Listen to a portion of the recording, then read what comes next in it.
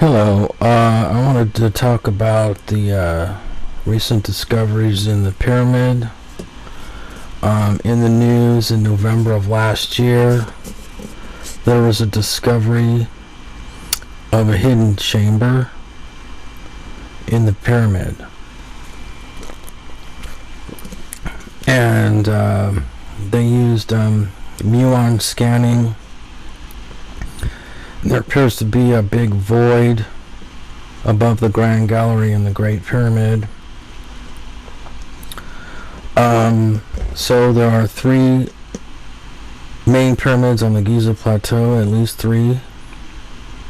The Great Pyramid, the Second Pyramid, and the Third Pyramid. The Great Pyramid is of great interest.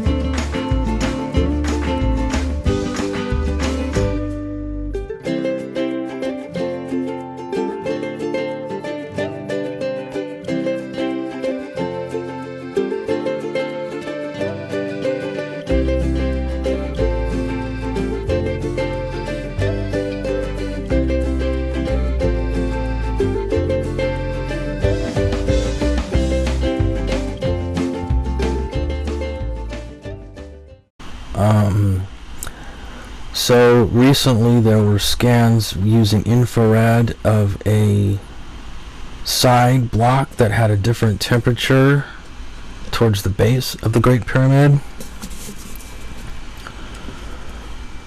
So the base here on the pyramid, then the other void was found here using muon scanning recently, and there's even a third like void further down, as if there was a opening and then another entrance.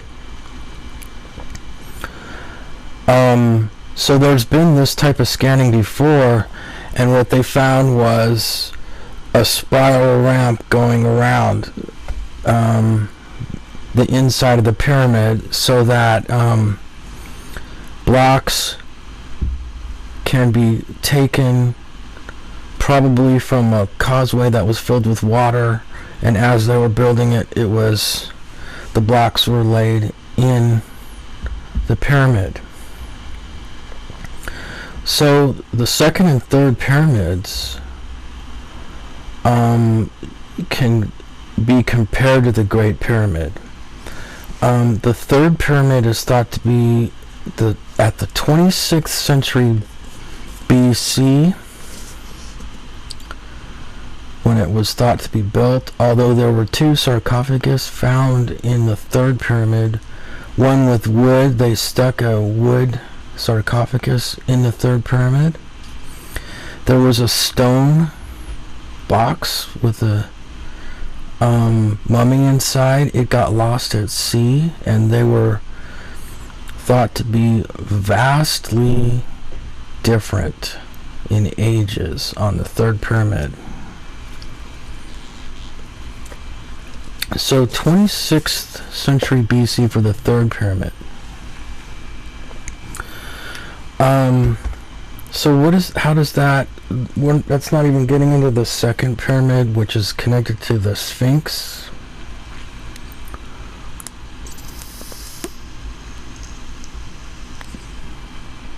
The second pyramid is connected the Sphinx with underground tunnels. In fact, there's, one might say, catacombs and labyrinths under the Giza plateau. 7 layers down in the middle of the causeway between the Sphinx and the second pyramid was a burial chamber for Ramses.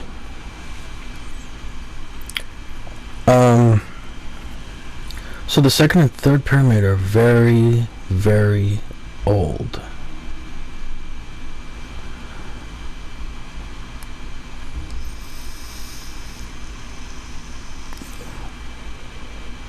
There was sarcophagus found in the third pyramid. 2 of them, but they were very different in ages. Now, all 3 of these pyramids are built on rock outcroppings, including the Sphinx. So those rock outcroppings were sacred places. Who knows how long ago?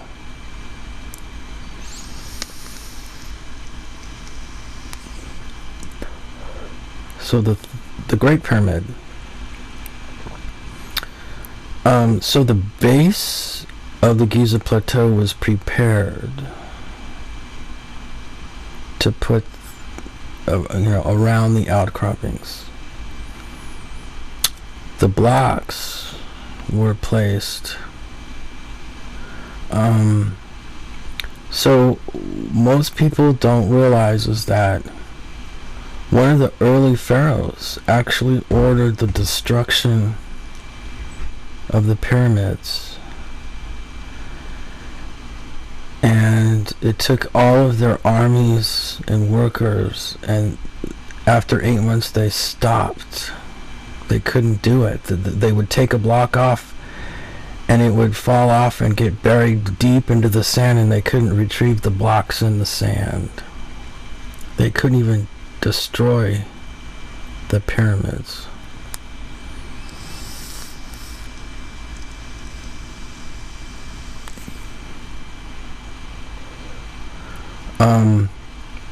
So that's one misconception. Another misconception is that these Egyptians didn't have the wheel. They had the chariots, and it's not that difficult to make a wheel.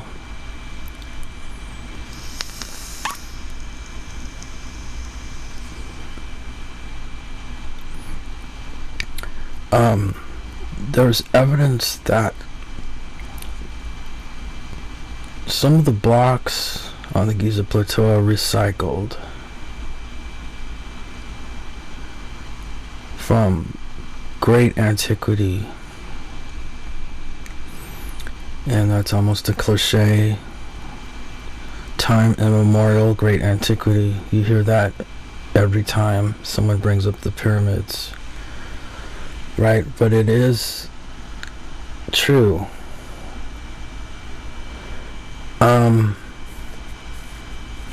So there was outcroppings at the place that was already a sacred site. So as the religions changed, possibly the sites became different in their meaning for their religion. There's there is an author, Christopher Dunn. I'm going to be putting up a link here, and he was exploring the machining of the Great Pyramid and the surrounding structures, and not only are the blocks uniform in thickness, but their accuracy is very precise in the decimal places, right? So it's one thing to have blocks that are equal shaped, and it's another for the precision, but to have both is just mind-boggling in great antiquity. There are numerous books, and that book by Christopher Dunn is called The Giza Power Plant. So there are numerous books that take off from the Giza power plant theory, and theorizing that maybe there was machinery inside the Great Pyramid. There are reports of finding machines inside the Great Pyramid. Now I found just referenced in this book here. I'm still looking for the original source material for that, for the reference. So what's interesting about the this news cycle is that in Kosovo, so a long time ago, Kosovo was probably, the Siberian area was probably known as Hyperborea.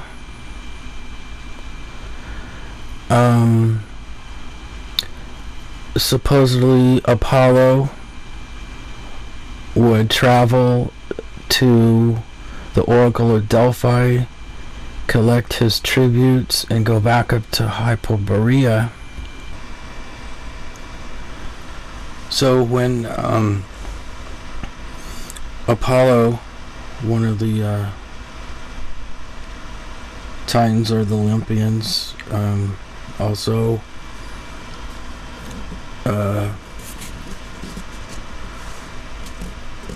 ancient, legendary in nature, he would go up to Hyperborea, and so they're finding megalithic structures up once known as Hyperborea. But in the news cycle,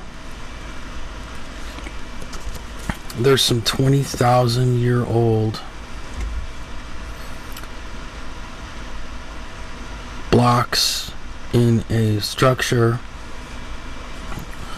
that kind of reminds me of Stonehenge, but when you turn over some of these blocks, there's transformers in there.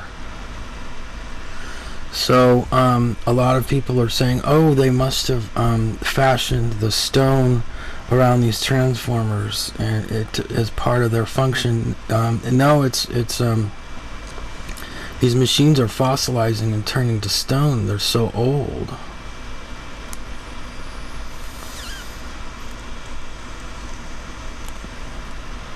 And the pictures of this transformer. So this transformer, they're calling a transformer, there's a circuit diagram. So that doesn't look like a transformer the way electronics and electricians view what a transformer is in modern times. Like we've kind of maybe overlooked something, or we're not using electricity the way the ancients did.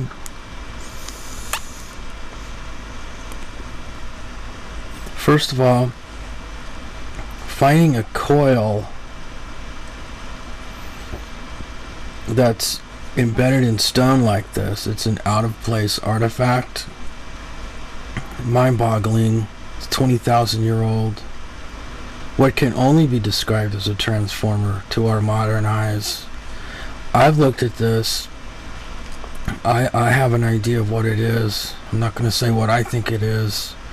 When you look at these pictures, you probably have an idea of probably what this is. But what happens if this is the machinery that was taken out of the Great Pyramid and they brought it back up to Hyperborea, or they were commonplace, these machines.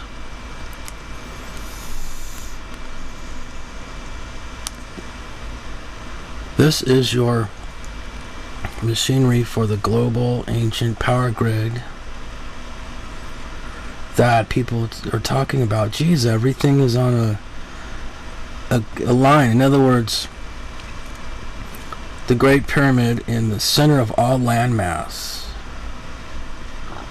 connects to all the other sites around an equator that looks like the equator was shifted. So if you start plotting all of these ancient sites, including Easter Island,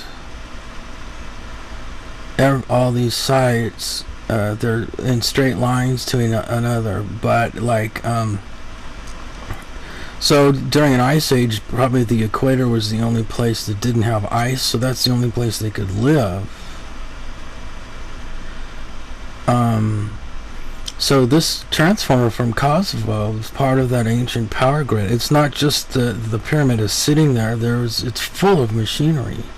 When they open that big chamber, it's going to be filled with this machinery, and they're going to freak the fuck out. They're going to, like, they're not going to be ready.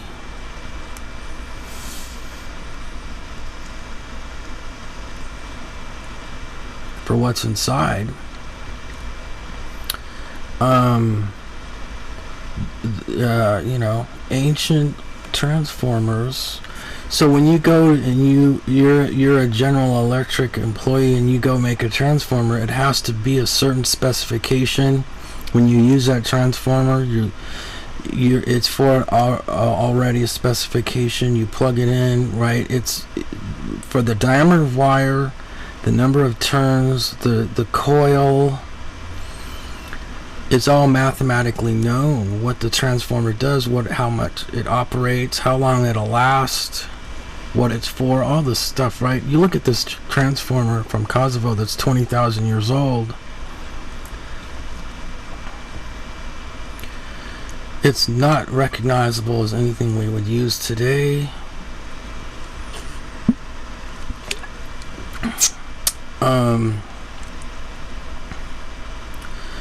There's a famous Serbian scientist who did work in this area. I'm not going to say it because it's a very sensitive topic. If you just go making videos involving radio electronics, alternating current, DC current, it touches on, people are very sensitive. Their egos are blown that their egos are blown that they had the wheel. Can you imagine? They open up the pyramid and they find an ancient power grid power plant, right? They'll say, a lot of people say, well, they worked with stone, they preferred stone. And then other scholars will say, oh, everything's made of stone, it must be the Stone Age.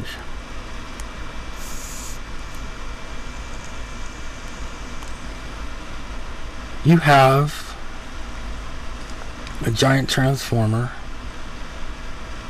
that's turned to stone, right? So this begs the question, how many of these megalithic sites have machinery inside? So if you look at the third pyramid, some of the blocks are halfway finished with those knobbies on the side, and then it's smooth as glass, and then it's half finished. So not only are the blocks sawed, some of the blocks are sawed like a buzzsaw, I don't know, some sort of ancient, really nice chainsaw with you just can't cut a block with a saw. It has to be some sort of power device, you know.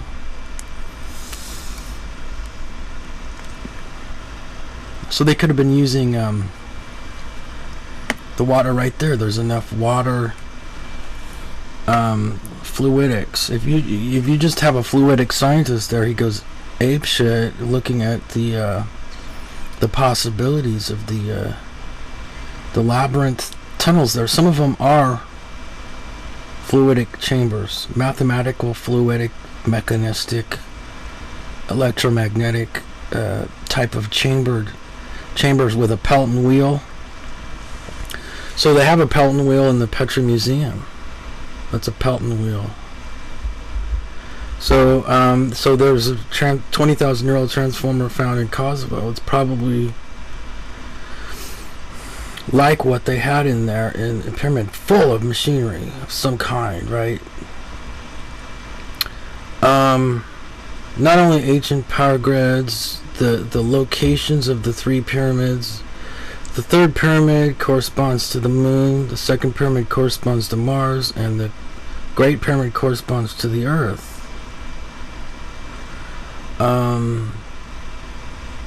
Were they sending signals? So the three pyramids on the Giza Plateau, most people say it points to Orion's belt. So the base of the third pyramid corresponds to the moon, the diameter of the moon. The base of the second pyramid corresponds to the diameter of Mars. And the third pyramid corresponds to the diameter of the Earth. So if they're all three pointing to Orion's belt, that means that the Great Pyramid is pointing to one of the stars of Orion's belt, not three stars. One of the stars is of interest. I won't get into what star the Great Pyramid is pointing to. So there's a time delay if you since the diameter and the bases correspond, so it's an antenna, right? So like the percentages are easily recognizable in radio electronics. Wavelength of your antenna corresponds to frequency and so forth. So if you were sending a signal from the second pyramid to Mars, it would take you 13 minutes to reach Mars.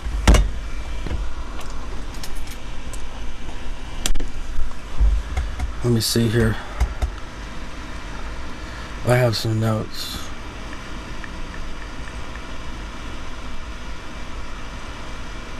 On this. When you brainstorm, all you have is your iPhone and you're like, fuck. Okay. The third pyramid, known as the Pyramid of Menkaure, thought to have been constructed in the 26th century BC. Two sarcophagus found, one wood and one stone. The wooden mummy dated to 2,000 years before the present. The stone mummy was lost at sea. The height of the third pyramid is 65 meters or 213 feet. The base is 102.2 meters by 104.6 meters or 335 feet by 343 feet. So the base of the third pyramid is 0.005% the diameter of the moon. So when you make antennas, you take a percentage of your wavelength for your antenna. If the third pyramid is not an antenna for the moon, you could use it as one. They should clean them up. Put the the Egyptians could have a veritable monopoly on a radio telephone system going to the moon. So let's see the second pyramid.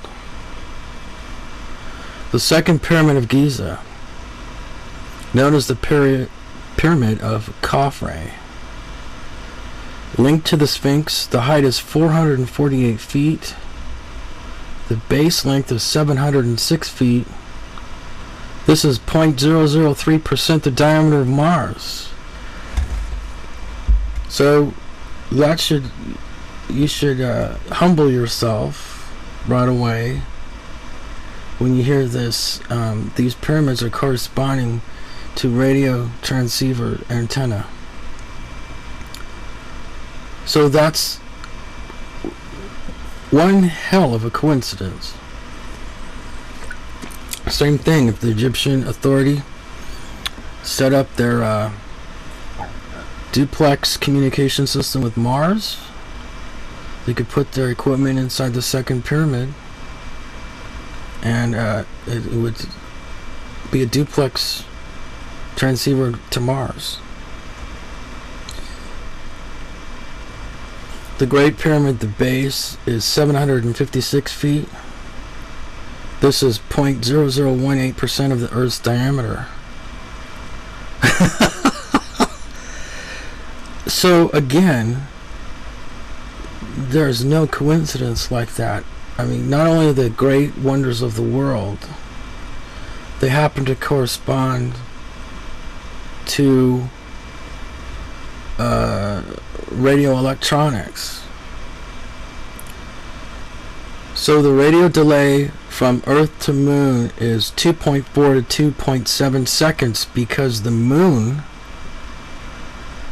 is, goes in kind of a oval with the same face pointing to the Earth. So if you noticed how the pyramid, the third pyramid, the base is not equal. One side of the base is different and the other side of the base is different, and the Moon wobbles that same amount in its orbit.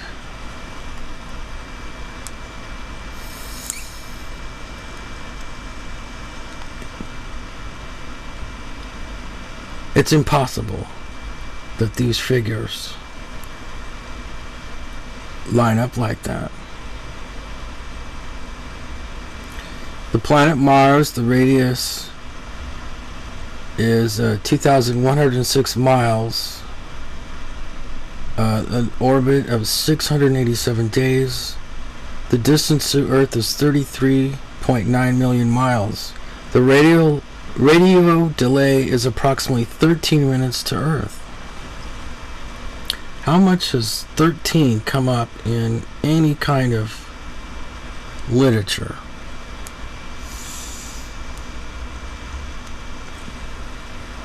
All the time.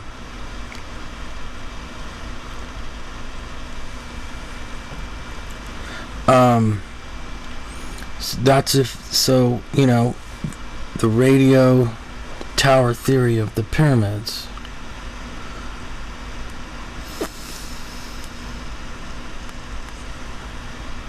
Going back to time immemorial.